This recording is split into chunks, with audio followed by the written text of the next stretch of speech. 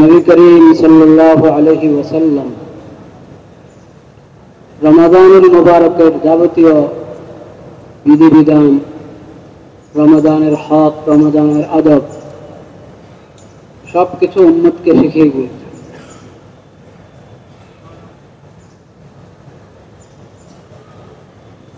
রমজানের যেরকম রোজা রমাদানের বিশেষ আমল, দিনের রোজা, ফরজ রোজা, রোজার সমস্ত বিধিবিধান, কিভাবে রোজা সহি হবে, কি কারণে রোজার বরকত নষ্ট হবে, সব কিছু উম্মতকে শিখিয়েছে।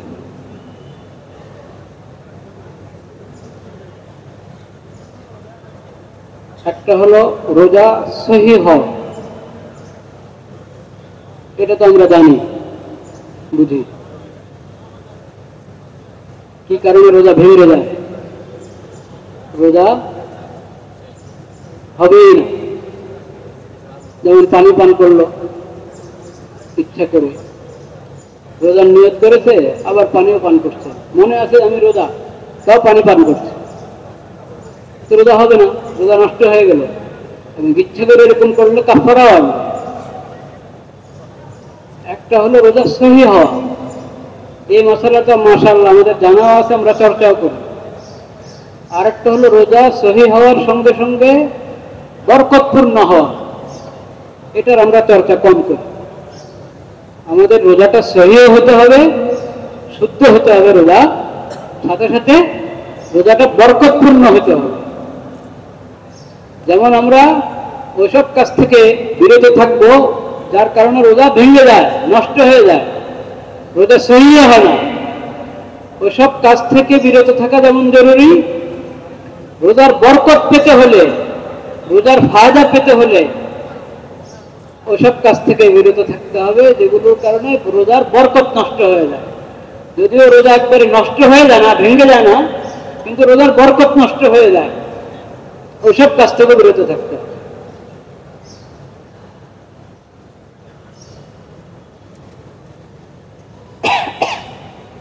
কি কারণে রোজার বরকত নষ্ট হয়?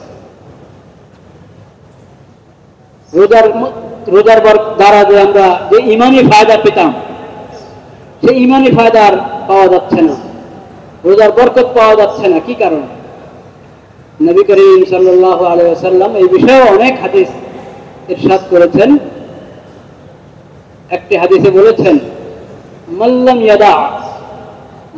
ইয়াদা قول الزور والعمل به والجهل فليس لله حاجة أن يدع طعامه وشرابه। সহিহ বুখারীতে বর্ণিত হয়েছে হাদিসটি। নবী করিম সাল্লাল্লাহু আলাইহি ওয়াসাল্লাম বলেছেন, যে ব্যক্তি মিথ্যা কথা ছাড়ল না, জবানের গুনাহ ছাড়ল না, গুনার কাজ ছাড়ল না, এবং মূর্খসুলভ আচরণ উচ্চারণ ছাড়ল না। তিনটা কথা, জবানের গুনাহ ছাড়ল না, গুনার কাজ ছাড়ল না, এবং মূর্খসুলভ আচরণ, গাল মন্দ, গীবত, শিকায়ত, অন্যের সাথে খারাপ ব্যবহার,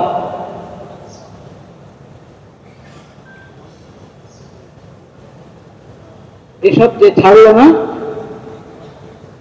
নবী করিম সাল্লাল্লাহু আলাইহি ওয়াসাল্লাম বলেন, ফালাইসা লিল্লাহি হাজাতুন আন ইয়াদা তাআমাহু ওয়া শারাবাহু। আল্লাহর কি প্রয়োজন এই লোক তার পানাহার ছেড়ে কষ্ট করছে, ভোকে পিপাসায় কষ্ট করছে তো কি জন্য? আল্লাহকে রাজি করার জন্য। তো আল্লাহ তো রাজি হবেন না, আল্লাহ তো এমন রোজা রাজি হবেন না যে পানাহার ছেড়ে দিচ্ছে কিন্তু গীবত করা ছাড়ছে না, পানাহার ছাড়ছে কিন্তু গুনার কাজ ছাড়ছে না, মিথ্যা কথা ছাড়ছে না, গীবত চুগলখড়ি ছাড়ছে না। রোজার বরকত নষ্ট করে দেয়। গুনার কাজ, গুনার কথা এবং মূর্খের মতো আচরণ, এগুলো রোজার বরকত নষ্ট করে দেয়। এই জন্য নবী করিম সাল্লাল্লাহু আলাইহি সাল্লাম বলেছেন যে রোজা রাখলে তুমি মানুষের সাথে আর কোনো তর্কে জড়াবে না। গাল মন্দ তো দূরের কথা, তর্কে জড়াবে না কারোর সাথে।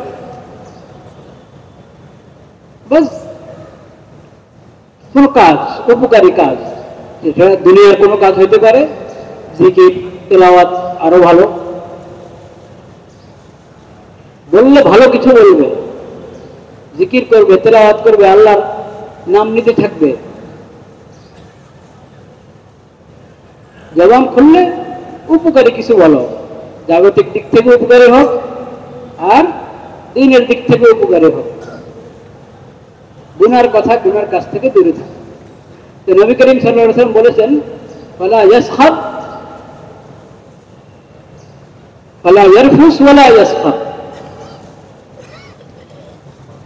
অশালীন কোনো কথা বলবে না, চিল্লা চিল্লি করবে না, এবং যদি কেউ গায়ে পড়ে তার সাথে তর্ক করতে যায়, গায়ে পড়ে তার সাথে ঝগড়া করতে যায়, তখন সে বলবে ইন্নী ইমরুউন সাঈম, ইন্নী ইমরুউন সাঈম, ভাই আমি রোজা রেখেছি, আমি রোজাদার, মাফ করেন, আপনার সাথে আমি তর্ক করতে রাজি নেই। ইন্নী ইমরুউন সাঈম, এটা তাকেও বলবে, শুনিয়ে বলবে তাকে, বা আমি রোজাদার, আল্লাহর রাস্তায় মাফ করেন, আমি তর্কে যেতে চাচ্ছি। বাস কথা শেষ করে দেবে। নিজেকেও বলবে এটা, নিজেকে লক্ষ্য করে, আরে আমি কিভাবে তর্কে জড়াই, আমি কিভাবে এখন গালমন্দ করি, খারাপ ব্যবহার করে আরেকজনের সাথে, আমি তো রোজাদার। নিজেকে বলবে, আরে আমি তো রোজাদার, আমি না রোজা রাখছি, আমার মনে থাকা উচিত যে আমি রোজাদার। নিজেকেও যাতে সতর্ক হয়ে যায় নিজে, আর যে তর্ক করতে চায় তাকে শুনিয়ে বলবে যাতে সে সতর্ক হয়ে যায়। এগুলো হলো রোজার গুরুত্বপূর্ণ আদব। কাজটা এমনি ফরজ, রোজার জন্য এটা গুরুত্বপূর্ণ আদব, যদি আমি রোজার বরকত পেতে চাই, রোজার ফায়দা পেতে চাই।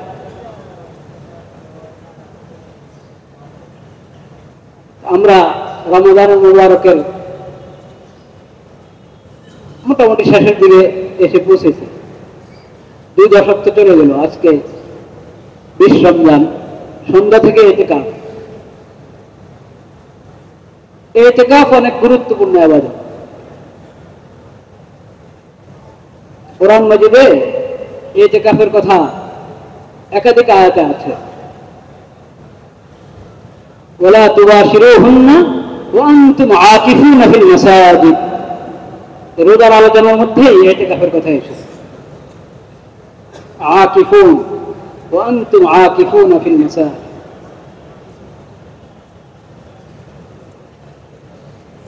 এবং এটা শুধু নবী করিম সাল্লাল্লাহু আলাইহি সাল্লামের শরীয়তের মধ্যেই সর্বশেষ শরীয়ত, যেই আসমানি শরীয়ত, এই শরীয়তে আল্লাহ তাআলা এই বিধান দিয়েছেন তা না, আগের শরীয়তও ছিল। রোজা যেমন আগের উম্মতের উপরে ছিল, ইতিকাফও ছিল। ইব্রাহিম আলাইহিস সালাম এবং ইসমাঈল আলাইহিস সালামকে আল্লাহ তাআলা বাইতুল্লাহ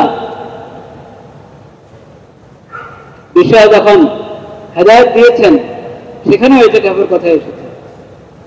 তাহহিরা বাইতিয়া লিত-তাইফিনা ওয়াল আকিফিন, বাইতুল্লাহ শরীফ, মসজিদে হারামকে পাক পবিত্র, পরিষ্কার পরিচ্ছন্ন রাখার নির্দেশ দিয়েছেন আল্লাহ তাআলা। কাদের জন্য? যারা তওয়াফ করতে আসবে তাদের যাতে সুবিধা হয়, এবং যারা ইতিকাফ অবস্থান করবে এই মসজিদে তাদের যাতে সুবিধা হয়, কষ্ট না পায় তারা, সেজন্য। ইতিকাফ অনেক গুরুত্বপূর্ণ ইবাদত। ইতিকাফ হয় একমাত্র কার জন্য? আল্লাহর জন্য। কোথায়? মসজিদে। ইতিকাফের মূল জায়গা হলো জামে মসজিদ। 5 জায়গার মসজিদ যেখানে জমা হয় না, যদি জামে মসজিদ কাছে পাচ্ছে না কাউ, যদিও এখন এটা বিরল। এখন তো সব জায়গায় মসজিদ বলতে এখন জামে মসজিদ, শুধু পাঞ্জাগানা মসজিদ খুঁজে পাওয়া এখন মুশকিল।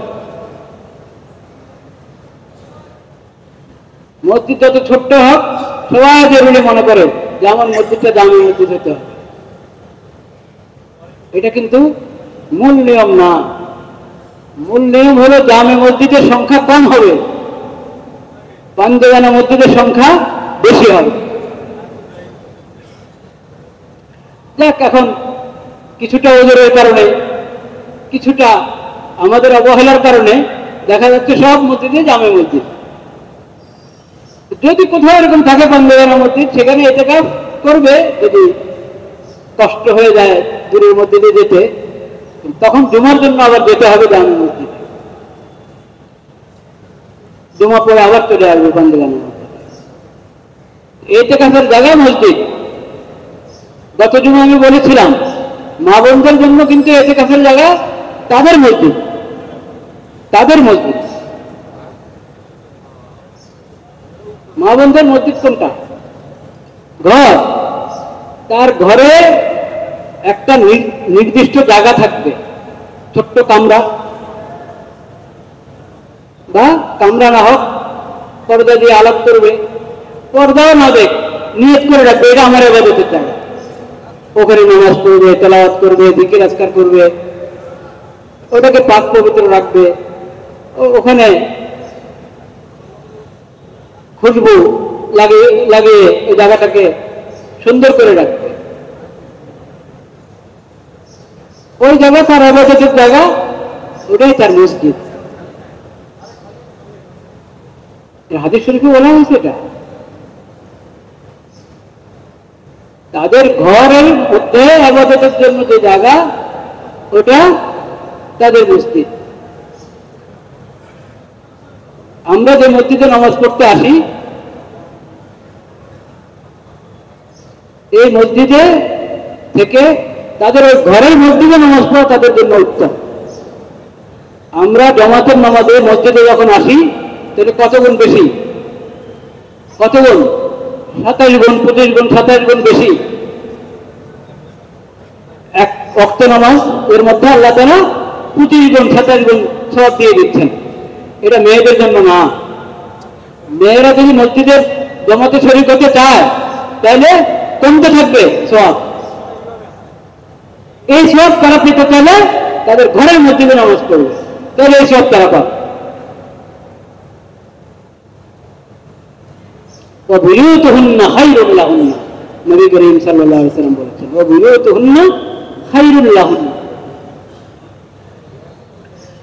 যাই হোক, আমি বলছিলাম তাদের ইতিকাফ তাদের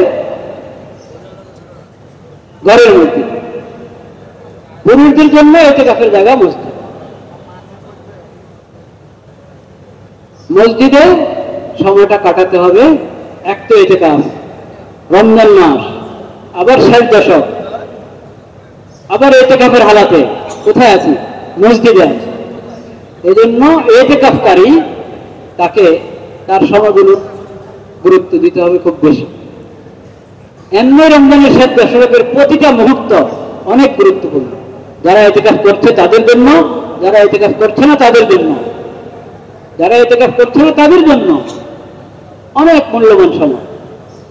কাজে এই রমজানের সময় বিশেষভাবে 60 দশকের বিশেষভাবে যারা ইতিকাফ করছে মসজিদে, সময়কে অবহেলাতে কাটানো, গল্প গুজবের মধ্যে কাটানো বড় অন্যায়। এটা থেকে আমরা সবাই বেঁচে থাকার চেষ্টা করবো ইনশাআল্লাহ। সময়কে খুব খুব মূল্য দিতে হবে, খুব গুরুত্ব দিতে হবে।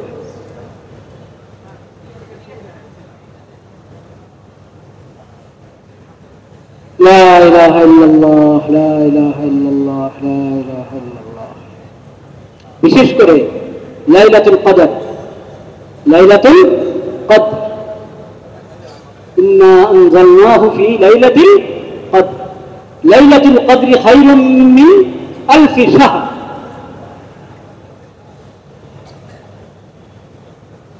এই লাইলাতুল কদর রমজান মাসে, এবং প্রবল সম্ভাবনা যে রমজানের 60 দশকে। এবং বেজোড় রাতগুলো কোনো এক রাতে হওয়ার সম্ভাবনা আরো বেশি।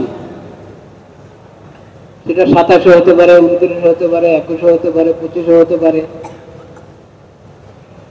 কোন রমজানে 27 হয়তো হয়েছিল লাইলাতুল কদর। লাইলাতুল কদর একবার নির্ধারিত এক রাতে, এটাও কিন্তু জরুরি না। এটা একটা আসমানি বিষয়, উর্দু জগতের একটা বিষয় লাইলাতুল কদর। এসব লাইলাতুল কদরের যত আয়োজন উর্দু জগৎ থেকে হয়, সেটা প্রতি বছর একই তারিখে হয় কিনা আল্লাহ ভালো জানে। বিভিন্ন আলামত থেকে বোঝা যায় এটা পরিবর্তন হয়। এই রমজানে 21 হলে আরেকটা রমজানে হয়তো 27 হলো বা 25 হলো, নিশ্চিত করে বলা মুশকিল।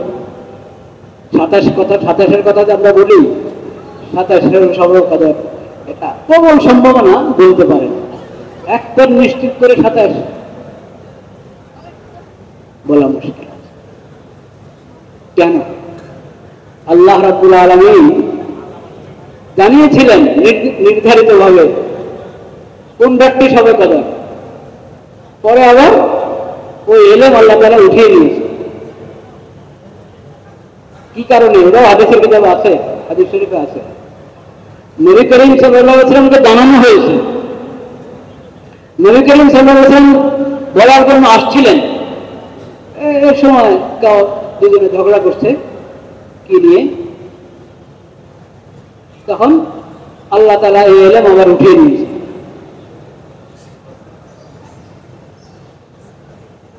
আল্লাহ তাআলা উঠিয়ে নিয়েছেন। উম্মতকে সতর্ক করা হলো, ঝগড়া বিবাদে জড়াবে না, কখন বিবাদ বিসংবাদে জড়াবে না, এটা ভালো না। এটা কারণে একটা এলেম আল্লাহ তাআলা উঠিয়ে নিয়েছেন জমিন থেকে। এই এলেমের বরকত এটা নষ্ট করবে। আরেকটা হলো, এটার মধ্যে যেমন একটা শাস্তির দিক আছে, আবার ভালো দিক আছে। নবী করিম সাল্লাল্লাহু আলাইহি ওয়াসাল্লাম বলেছেন, যাক হয়তো এটার মধ্যে তোমাদের জন্য করলাম। কিভাবে? এটার মধ্যেই করলাম এভাবে যে আমি চেষ্টা করবো শেষ দশকের প্রতি রাতেই সবে কদরের মতো গুরুত্ব দিয়ে ইবাদত বন্দেগী করার জন্য চেষ্টা করবো, আমল করার চেষ্টা করবো, যাতে ফায়দা বেশি হয়, সওয়াব কি হয় বেশি। কিন্তু আমরা তো 27 নিয়ে বসে আছি না, এটা করবো না। বরং এতেকাফ, সুন্নত এতেকাফ যদি মসজিদে করি, এতেকাফের হক আদায় করি, তাহলে সবে কদর পেয়ে গেলাম ইনশাআল্লাহ। আর যদি সুন্নত এতেকাফ না করতে পারি, তো নফল এতেকাফ এর মধ্যে বেশি বেশি সময় লাগানোর চেষ্টা করি। মসজিদে বেশি বেশি সময় দিনে রাতে থাকার চেষ্টা করি, কারণ সবে কদরের বরকত এবং কল্যাণ অর্জন করাও একটা ইবাদত। পেলে ভালো, সবে কদরের কল্যাণ পেয়ে গেলাম তাহলে ভালো, না হলে না তেমন সমস্যা নাই, বিষয়টা কিন্তু এমন না। বরং হাদিস শরীফে এসেছে, মান হুরিমা খায়রাহা ফাকাদ হুরিমাল খায়রা কুল্লাহ ফাহুয়া মাহরুম। সবে কদরের কল্যাণ যে হারালো, সবে কদরের বরকত যে হারালো, সে তো বঞ্চিত। সে কি বঞ্চিত? এই জন্য আমাকে এই রাতের বরকত এবং কল্যাণ অর্জন করতে হবে।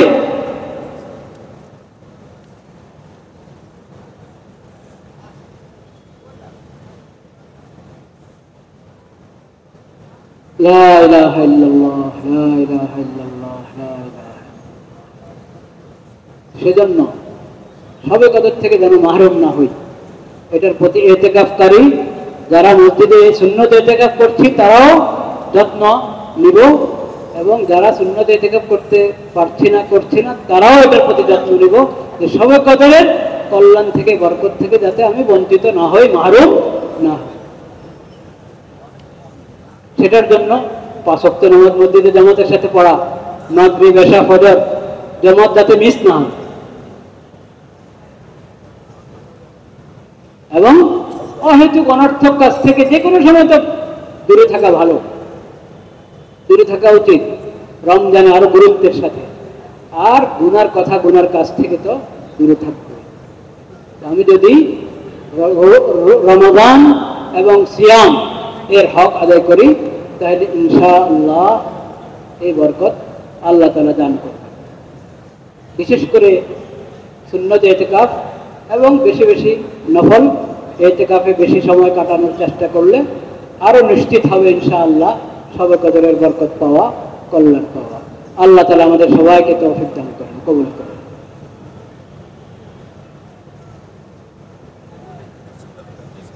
لا إله إلا الله استغفر الله استغفر الله استغفر الله رب اغفر لي وتب علي إنك أنت التواب الغفور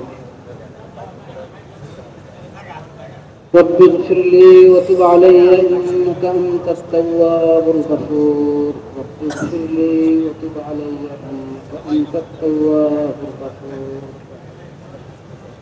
عائشة رضي الله تعالى عنها বর্ণনা করেন كان النبي صلى الله عليه وسلم إذا دخل العشر شد مئزره وأحيا ليله وأيقظ أهله إذا دخل العشر شد مئزره وجد وأحيا ليله وأيقظ أهله রমজানের শেষ দশক যখন শুরু হয়ে যেত নবী করিম সাল্লাল্লাহু আলাইহি ওয়াসাল্লাম চূড়ান্ত ভাবে প্রস্তুত হয়ে যেতেন ইবাদত আরো বাড়িয়ে দেওয়ার জন্য। নবী করিম সাল্লাল্লাহু আলাইহি ওয়াসাল্লাম রমজানের বাইরেও ইবাদত বন্দেগী নেক আমলে থাকতেন, রমজানে আরো বেড়ে যেত। কিন্তু শেষ দশকে রমজানের প্রথম 20 দিন থেকে আরো বেড়ে যেত নবী করিম সাল্লাল্লাহু আলাইহি ওয়াসাল্লামের ইবাদত বন্দেগী, একবারে কোমর বেঁধে নামতেন। সাদ্দামি যারা ও আহিয়া লাইলাহু, পুরো রাত জাগতেন। শেষ দশকে পুরো রাত জাগতেন। এটা পুরো রাত জাগা অনেক গুরুত্বপূর্ণ আমল, বিশেষ করে শেষ দশকে। শর্ত আছে, শর্ত হলো ফজরের নামাজ জামাতে পড়তে হবে মসজিদে। পুরো রাত জাগলেন, সেহরি খেয়ে ঘুমিয়ে পড়লেন, ঘরে 2 রাকাত ফরজ পড়ে, সুন্নত 2 রাকাত ফরজ 2 রাকাত পড়ে ঘরে শুয়ে পড়লেন, মসজিদে গেলেন না, জামাতে নামাজ পড়লেন না। তাহলে এভাবে রাত জাগার দরকার নেই। এরকম যার অবস্থা, সে 2-3 ঘন্টা ঘুমাবে, 2-3 ঘন্টা ঘুমাবে, কিছু বিশ্রাম করবে। কিন্তু যে পুরা রাত জাগলে কোনো সমস্যা নেই, ঠিক মতে পুরা সময়টা কাজে লাগাতে পারছে, তিলাওয়াতের মধ্যে, জিকিরের মধ্যে, তাহাজ্জুদের নামাজের মধ্যে, এবং ফজরের নামাজ আবার মসজিদে জামাতের সাথে পড়ছে, তাহলে পুরো রাত। আর পারলে ইশরাকের নামাজ পড়ে তারপরে বিশ্রাম করে, যদি পারে ইশরাকের নামাজ পড়ে বিশ্রাম করা, এটা স্বাস্থ্যসম্মত বটে। এই ফজর পড়েই, ফজর নামাজটা দেরিতে হয় না রমজানে, 15-20 মিনিট পরে ফজরের জামাত হয়ে যায়, সময় হওয়ার, সেহরির শেষ সময়, আজানের সময় সেটাই। এই 15-20 মিনিট পরেই ফরজ পড়ে ফেলে, কোনো মসজিদে 10 মিনিট পরেও পড়ে ফেলে, গিয়ে শুয়ে পড়ে। সেহরি যদি ভাত রুটি সেহরি করা হয় আর এর পরে সাথে সাথে শোয়া হয়, এটা স্বাস্থ্যসম্মত না। আর সকালবেলায় বরকত, নবী করিম সাল্লাল্লাহু আলাইহি ওয়াসাল্লাম দোয়া করেছেন, আল্লাহুম্মা বারিক লি উম্মতি ফি বুকুরিহা, আয় আল্লাহ আমার উম্মতকে, উম্মতের সকাল যখন সকালের মধ্যে বরকত দান করে। সকালটা আমাদের গাফলতের মধ্যে চলে যায়। পারলে ইশরাক করে শোয়া, কিন্তু আপনি ইশরাক করে শুতে গেলে আবার আপনার ডিউটি আছে, সেখানে আপনি বসতে পারলেন না ঠিক সময়, এরকম বুজুর্গের দরকার নেই। এরকম হলে আপনাকে আপনি আগেই শুয়ে পড়েন, যাতে ওই আপনার ডিউটি, ওটা তো জরুরি, যেটা দায়িত্ব, আপনার চাকরি করছেন, ঠিক সময় পৌঁছা, এটা ফরজ। আর ইশরাক করে শোয়া মুস্তাহাব, শোয়া মানে ইশরাক পর্যন্ত না শোয়া এটা মুস্তাহাব। মুস্তাহাবের জন্য ফরজ লঙ্ঘন করা যাবে? যাবে না।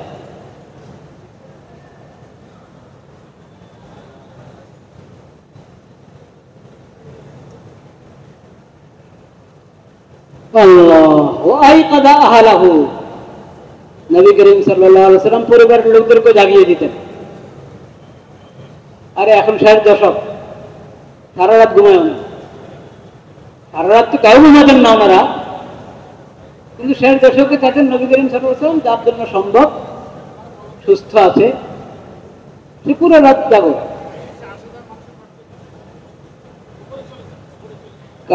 কান রাসূলুল্লাহ সাল্লাল্লাহু আলাইহি ওয়াসাল্লাম ইয়াজতাহিদু ফিল আশরিল আওয়াখির মা লা ইয়াজতাহিদু ফি গায়রিহি।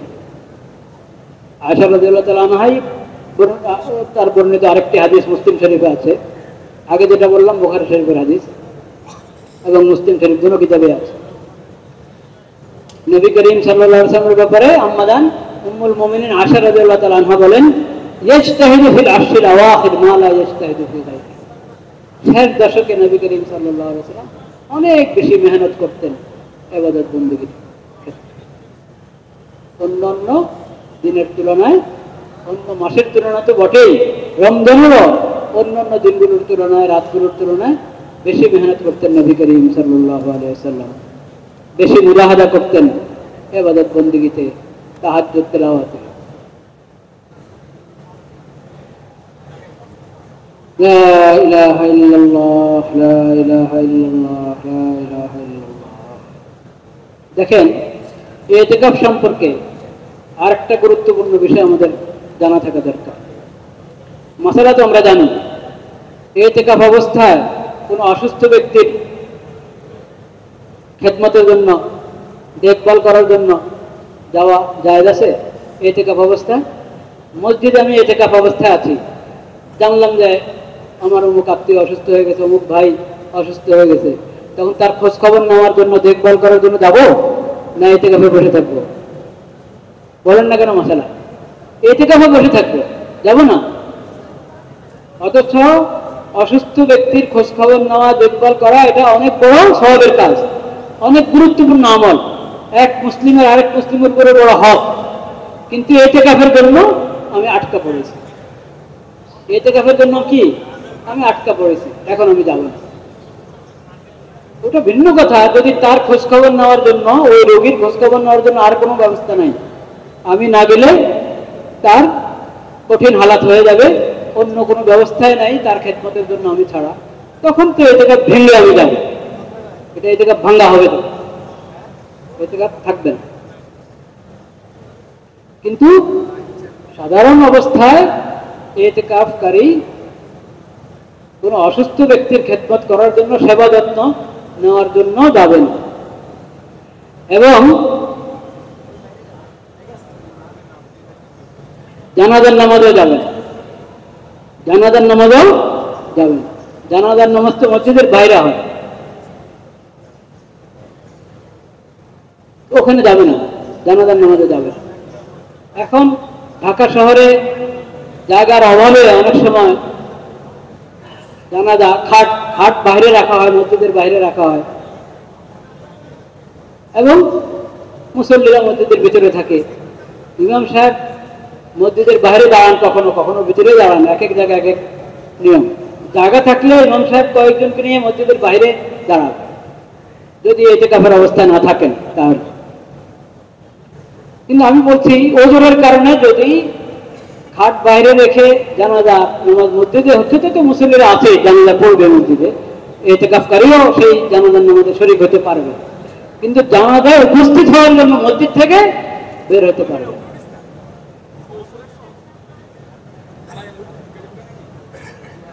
দেখেন কত বড় গুরুত্বপূর্ণ দুইটা আমল ইতিকাফকারীর জন্য নিষেধ। তাহলে ইতিকাফকারী মসজিদ থেকে কোনো জরুরত ছাড়া মসজিদ থেকে বের না হওয়া কত বড় গুরুত্বপূর্ণ আমল, খেয়াল করেছেন? এখানে এত বড় সওয়াবের কাজ, এটার জন্য তোমাকে মসজিদ ত্যাগ করতে হবে, মসজিদ থেকে বের হতে হবে, সেটার অনুমতি দেওয়া হয় না শরীয়তে। না, ইতিকাফ করেছো আল্লাহর জন্য, বাস এখন তুমি ওই নেক আমল পরে করবা, আগেও করেছো সামনে করবা। ইতিকাফ রেখে তুমি জানাজায় মসজিদের বাইরে গিয়ে জানাজা শরীক হবা এবং রোগী দেখতে যাবা, এটা করো। তাহলে আমি এই সময়গুলো মসজিদের মধ্যে কত গুরুত্বের সাথে কাটানো দরকার খেয়াল করতে পেরেছি? মসজিদ থেকে বের হবো শুধু একান্ত জরুরত, মানুষ মানুষ হিসেবে তার যে সমস্ত ঠেকা জরুরত হয় সে জরুরতে বের হয়। খাবার দাবার যদি মসজিদে কেউ এনে দেওয়ার মতো না থাকে তো খাওয়াও তো মানুষের জরুরত, আগে দিনটা থাকতে হবে। তো খাওয়ার জন্য বাসা চলে গেল, খেয়ে চলে আসলো, যদি কেউ না থাকে খাবার এনে দেওয়ার জন্য, খাবার জরুরতে মসজিদ থেকে বের হতে পারে। কাছের ব্যবস্থা রেখে দূরে না যাওয়া, এটা হলো নিয়ম। কাছের ব্যবস্থা রেখে দূরে না যাওয়া, জরুরত ছাড়ার জন্য কাছে ব্যবস্থা আছে, দূরে না যায়। এইভাবে আমরা ইতিকাফের বরকত এবং ইতিকাফের ফজিলত হাসিল করার চেষ্টা করব। আল্লাহ তাআলা আমাদেরকে তৌফিক নসিব করে।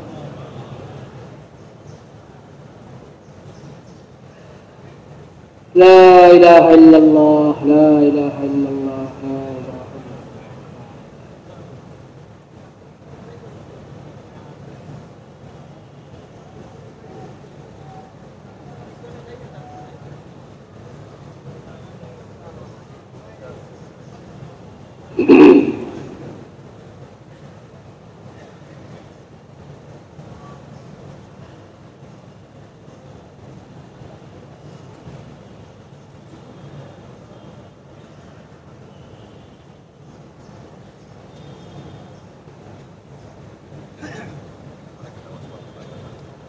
আমি আয়াত পড়েছি অনেকবার, খুতবাতে আয়াত পড়েছি, পড়তেই থাকি। সূরাতুল হাশরের শেষের দিকের একটি আয়াত, ইয়া আইয়ুহাল্লাযীনা আমানুত্তাকুল্লাহ ওয়াল তানজুর নাফসুম মা কদ্দামাত লিগাদ ওয়াত্তাকুল্লাহ ইন্নাল্লাহা খাবীরুম বিমা তা'মালুন। আখিরাতের প্রস্তুতি গ্রহণ, আখিরাতের জন্য প্রস্তুত হওয়া, সেটা এখনই সময়। এবং এই রমজানের বাকি যে কয়দিন আছে খুব তওবা ইস্তেগফারের মধ্যে সময়টা কাটানোর চেষ্টা করা, ইস্তেগফার বেশি বেশি করা, দুরূদ শরীফ বেশি বেশি করা এবং তওবা। তওবা কাকে বলে? তওবা কাকে বলে? তওবা হলো ফিরে আসা। গুনাহ করা মানেই হলো কোনো পাপ, আল্লাহর হক নষ্ট করা, আল্লাহর মাখলুকের হক নষ্ট করা, পাপাচার, যে কোনো গুনাহ। গুনাহ করা মানেই হলো আমি উল্টো দিকে হাঁটা শুরু করেছি, আল্লাহর সন্তুষ্টির রাস্তা ছেড়ে অন্যদিকে হাঁটা শুরু করেছে। এখন আমার দায়িত্ব হলো তওবা করা। তওবা মানে হলো ফিরে আসা, আবার পথে আসা, পথে আসা, আল্লাহর সন্তুষ্টির রাস্তায় আসা। তওবা মানে ফিরে আসা। কোত্থেকে ফিরে আসবে? মানে আমি তো উল্টা পথে হাঁটা শুরু করেছি। কোনো পাপের কাজ করা মানেই উল্টা দিকে হাঁটা। মুসলিম মুমিন তো জান্নাতের দিকে হাঁটবে, জান্নাতের রাস্তায় চলতে থাকবে। গুনাহ করা মানুষ জাহান্নামের রাস্তা দিকে হাঁটছে, আল্লাহর সন্তুষ্টির রাস্তা ছেড়ে আল্লাহর নাফরমানির রাস্তা দিকে চলছে। তার দায়িত্ব দ্রুত ফিরে আসা, আবার সঠিক রাস্তায় আসা। তওবা করা, তওবা মানেই সঠিক রাস্তায় ফিরে আসা, সঠিক রাস্তায় ফিরে আসা। শুধু ইস্তেগফার, আস্তাগফিরুল্লাহ আস্তাগফিরুল্লাহ, হ্যাঁ আল্লাহ আমি ক্ষমা চাই ক্ষমা চাই বললাম, ফিরে আসলাম না, রাস্তা পরিবর্তন করলাম না, তাহলে তওবা হবে? ইস্তেগফার তওবাবিহীন, এটা কোনো এক পর্যায়ে এটা উপহাসের মতো হতে পারে। উপহাস, সরি সরি বলছি কিন্তু আমার আচরণ পরিবর্তন করছি না আমি। আল্লাহর সঙ্গে এটা চলে, মানুষের সঙ্গে তো এটা চলে। এই জন্য ভাই ইস্তেগফার এবং তওবা, ইস্তেগফার এবং কি তওবা দুটো একসাথে। আস্তাগফিরুল্লাহাল্লাযী লা ইলাহা ইল্লা হুয়াল হাইয়ুল কাইয়্যুম ওয়া আতুবু ইলাইহি। দেখেন ইস্তেগফারের এই দোয়া শিখিয়েছেন নবী করিম সাল্লাল্লাহু আলাইহি ওয়াসাল্লাম, দুটো কথা একসাথে। আস্তাগফিরুল্লাহ, আমি আল্লাহর কাছে ক্ষমা চাই, ক্ষমার প্রার্থনা করি, আল্লাহ আমাকে ক্ষমা করে দেন। আল্লাহ একমাত্র মাবুদ, আল্লাহ ছাড়া কোনো মাবুদ নেই, তিনি ছাড়া কোনো মাবুদ নেই। সেই রব্বুল আলামিনের দরবারে আমি মাগফিরাতের প্রার্থনা করি, ক্ষমা প্রার্থনা করি। ওয়া আতুবু ইলাইহি, এবং আমি তার কাছে ফিরত আসছি, ফিরে এসেছি। আমি যে উল্টা পথে হাঁটা শুরু করেছিলাম, আল্লাহর নাফরমানের দিকে যাচ্ছিলাম, ওই দিক থেকে আমি ফিরে আবার আল্লাহর সন্তুষ্টির রাস্তায় এসে গেছি। এটার নাম হলো ইস্তেগফার। যে ইস্তেগফারের মধ্যে তওবা আছে ওটা ইস্তেগফার। যে ইস্তেগফারের মধ্যে তওবা নাই, গুনার রাস্তায় চলছে আর আস্তাগফিরুল্লাহ আস্তাগফিরুল্লাহ মুখে বলছে, এটা ইস্তেগফার না। तौबा बर लब सुबह बर कब दिल पर जौक़े गुनाह मासियत रा खंदमी आयत इस्तिगफार। কোন ফার্সি কবি বলেছেন, খুব দারুণ কথা বলেছেন। মুখে বলছি আস্তাগফিরুল্লাহ, মুখে বলছি তওবা তওবা, হাতে তাসবিহ আছে, দিল पर जौक़े गुनाह, কিন্তু আমার দিল, আমার 24 ঘন্টার আচরণ গুনাহ আর গুনাহ, পাপ আর পাপ। কেমন হলো?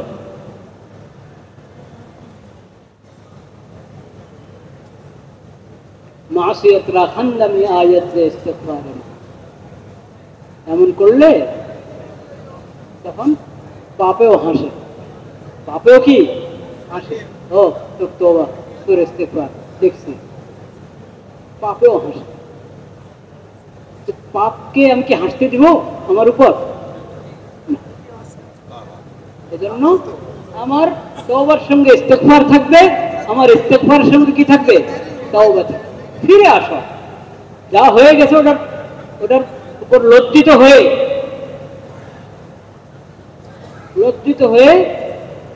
ওটা ত্যাগ করো এবং সামনের জন্য প্রতিজ্ঞাবদ্ধ হও আল্লাহর কাছে, আল্লাহ আর এই পাপ করবো না, কোনো পাপ করবো না। আপনি আমাকে তৌফিক দান করেন, হিম্মত দান করেন, সাহস দান করেন, আমার তওবা যেন খাঁটি হয় সেই তৌফিক আমাকে দান করে।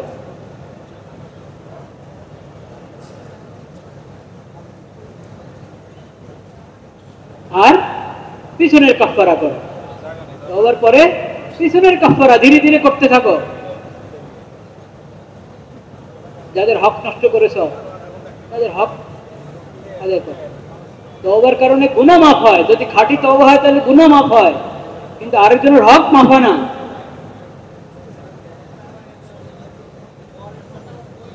কোনো ব্যক্তির, কোনো খানদানের, কোনো পরিবারের কারো কোনো হক আমি নষ্ট করে থাকলে, আত্মসাদের মাধ্যমে হক নষ্ট করেছে, ঋণ আদায় করে নাই সেভাবে হক নষ্ট করেছে, মিরাস আদায় করে নাই সেভাবে হক নষ্ট করেছে, আর কষ্ট দিয়েছে, মারপিট করে কষ্ট দিয়েছে, গালমন্দ দিয়ে কষ্ট দিয়েছে, সব হক। এই সব হক এমন, এগুলোর কারণে আখিরাতে নেকি হারিয়ে ফেলবো, নেকি হারিয়ে ফেলবো। কারণ হক ওলাকে হক দুনিয়াতে না দিলে আখিরাতে দিতে হবে। ওটা আল্লাহর সামনে দাঁড়িয়ে আরেকজনের হক বুঝিয়ে দিতে হবে। জান্নাত জাহান্নামের আগে মানুষের হক মানুষকে বুঝিয়ে দিতে হবে। দুনিয়াতে না দিলে আখিরাতে দিতেই হবে। কেমনে দিবেন? তখন তো আর ব্যাংক অ্যাকাউন্ট নাই, গোলা নাই, ধানের গোলাও নাই, স্বর্ণের গোলাও নাই, কিচ্ছু নাই, ওখানে কোনো কারেন্সি নেই। টাকা তো চলবে না, ডলারও চলবে না।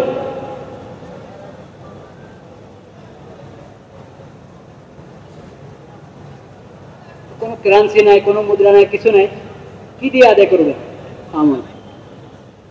আপনার যা নেকামল আছে ও নেকামল নিতে থাকবে। এখন একবার আরেকজনের গিবত করছি, ওটা তার কাছে ক্ষমা চেয়ে ঠিক করে নি নাই, একজনকে খামাখা একটা থাপ্পড় মারছে, খামাখা গালি দিয়েছে, ওটার জন্য আমার নেকি নিয়ে যাবে। কি পরিমাণ জুলুম, এর বদলায় কত নেকি নিবে সেটা আল্লাহ জানে।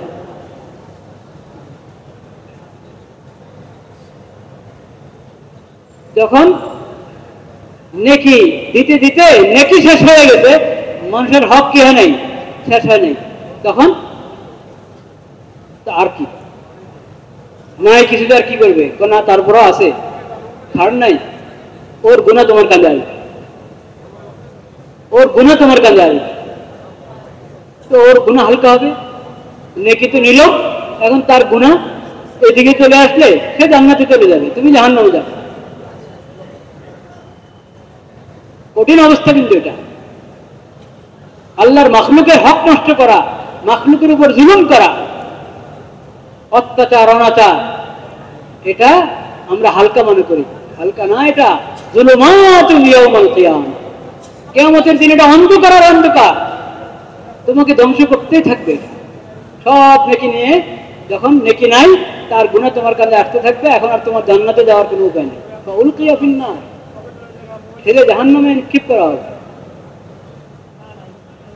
সেজন্য ভাইয়েরা আমার, তওবা করি দিল থেকে, কারো হক নষ্ট করবো, কারো উপরে জুলুম করবো, যা নষ্ট করেছি এগুলো আদায় করার, ধীরে ধীরে আদায় করার চেষ্টা করবো। আদায় করার ব্যবস্থা নাই, হাতে পায়ে ধরে মাপ নেওয়ার চেষ্টা করব। এটা তওবা। তওবা শুধু গুনাহ ছাড়াও পিছনের জন্য লজ্জিত হয়ে আল্লাহর দরবারে কান্না করো এবং সামনের জন্য প্রতিজ্ঞাবদ্ধ হও, গুনাহ ত্যাগ কর, নগদ ত্যাগ করে সঠিক রাস্তা চলা শুরু করো। আর পিছনের জিন্দেগির কাফারা করো। দুই রকম, আল্লাহর হক নষ্ট করেছো ওটার কাফারা করো, বান্দার হক নষ্ট করেছো ওটার কাফারা। এরকম খাঁটি তওবা চেষ্টা করি আমরা এই রমজানে, ওইরকম খাঁটি তওবা নিয়ে যাতে রমজান বিদায় নেয় আমাদের কাছ থেকে, সে চেষ্টা করি। আল্লাহ তাআলা তৌফিক দান করেন। মুসলিম উম্মতের জন্য দোয়া করি। ফিলিস্তিনে গাজ্জাবাসীর উপরে যে জুলুম হচ্ছে, মানে আমরা এটা আলোচনা করার হক রাখি না, এটা তো শুধু মুখের আলোচনা। একটু কমপক্ষে দোয়া করে আল্লাহর দরবারে, আল্লাহ রাব্বুল আলামিন তাদের হেফাজত করে, আমাদের গুনার কারণে আল্লাহ তাদেরকে কষ্ট না দেয়।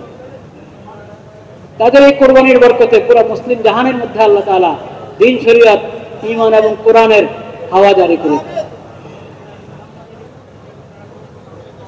লা ইলাহা ইল্লাল্লাহ, লা ইলাহা ইল্লাল্লাহ, লা ইলাহা ইল্লাল্লাহ। ক্বাবলা আল জুমআহ সুন্নাত যাদের বাকি আছে সুন্নাত।